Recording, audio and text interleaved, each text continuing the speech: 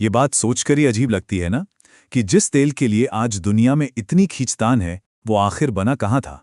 जवाब आपको सच में चौंका देगा, एक प्राचीन समुद्र में। लेकिन अगर तेल समुद्र में बना तो फिर वो रेगिस्तान की रेत के नीचे क्या कर रहा है?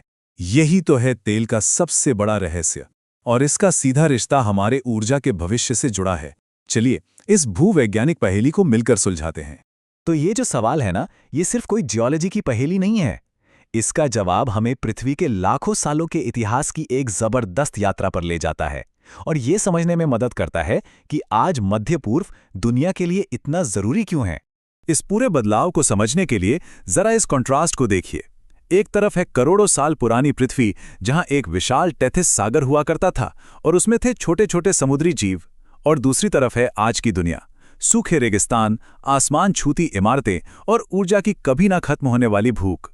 सोचिए, जिस चीज को प्रकृति ने लाखों साल लगाकर धीरे धीरे बनाया, हम उसे कुछ 100 सालों में ही तेजी से खत्म करने पर तुले हैं। तो चलिए इस पड़ताल का पहला कदम उठाते हैं। भाई, किसी भी रहस्य को सुलझाने के लिए हमें उसके सोर्स तक तो जाना ही पड़ता है। तो सवाल ये है कि ये काला सोना यानी कच्चा तेल आखिर आया कहां से? सबसे पहले तो एक बहुत बड़ी गलतफहमी दूर करते हैं। ज्यादातर लोगों को लगता है कि तेल शायद डायनासोर या जमीन के पेड़ पौधों से बनता है, पर ऐसा नहीं है। कोयला जरूर जमीनी पेड़ पौधों से बनता है, लेकिन कच्चा तेल वो बनता है समुद्र में रहने वाले लाखों करोड़ों छोटे छोटे जीवों से, जिन्हें प्लैंकटन और शैवाल कहते हैं। मतलब दोनों का सोर्स एकदम अलग है। और इन छोटे छोटे जीवों का घर था थेथिस सागर। जरा सोच कर देखिए, आज जहां सिर्फ रेत ही रेत है, वहां करीब 10 करोड़ साल पहले एक विशाल, गर्म और जिंदगी से भरा हुआ समुद्र लहराता था। इस समुद्र में जो नदियां आकर गिरती थीं, वो अपने साथ ढेर सारे पोषक तत्व लाती थीं, जो इन प्लैंकटन के लिए किसी दावत से कम नहीं थे। और इसी वजह से यहां जीवन फल फूल रहा था। लेकिन सवाल ये है कि हर समुद्र में तेल क्यों नहीं बनता? भाई, आज भी तो दुनिया में इतने बड़े बड़े महासागर हैं। वजह ये थी कि टेथिस सागर में कुछ बहुत ही खास बातें थीं। ऐसी कंडीशंस थीं जो उसे तेल बनाने की एक परफेक्ट फैक्ट्री बनाती थीं। तो तेल बनने की इस रेसिपी में 3 मेन इंग्रेडिएंट्स थे। पहला, भारी मात्रा में कच्चा माल यानी मरे हुए प्लैंकटन, जो समुद्र की तलहटी में जमा होते गए। दूसरा, उनका बहुत तेजी से दफन हो जाना। कीचड़, रेत और नमक की मोटी परतें उन पर जमती गईं और उन्हें बाहरी दुनिया से पूरी तरह काट दिया। और तीसरा, और शायद सबसे जरूरी, कम ऑक्सीजन वाला माहौल। अगर ऑक्सीजन होती तो बैक्टीरिया उन सबको खाकर खत्म कर देते। इन तीनों चीजों के सही मेल से ही वो जादू हुआ। और फिर समय ने अपना काम किया। लाखों सालों तक ऊपर की परतों का जबरदस्त दबाव और धरती की अंदरूनी गर्मी, इसने उस दबे हुए पदार्थ को धीरे धीरे पकाया और उसे बदल दिया तेल और नेचुरल गैस में। वही काला सोना जो आज हमारी दुनिया की रगों में दौड़ता है। तो ठीक है, तेल बनने की कहानी तो समझ में आ गई, लेकिन पहेली का एक हिस्सा अभी भी बाकी है।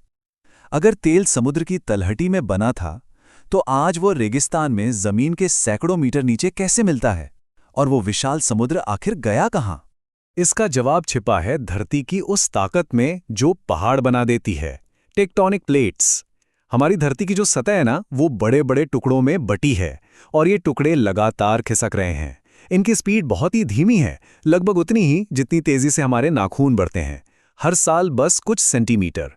लेकिन जब बात लाखों करोड़ों सालों की हो, तो ये धीमी गति भी महाद्वीपों को एक जगह से दूसरी जगह धकेल सकती है। और टेथिस सागर के साथ बिल्कुल यही हुआ। ये पूरा एक महान भूवैज्ञानिक ड्रामा है। 10 करोड़ साल पहले टेथिस सागर आराम से तेल बना रहा था। फिर लगभग 5 करोड़ साल पहले भारतीय प्लेट ने यूरेशियन प्लेट से टकराना शुरू किया, जिससे ये सागर सिकुड़ने लगा।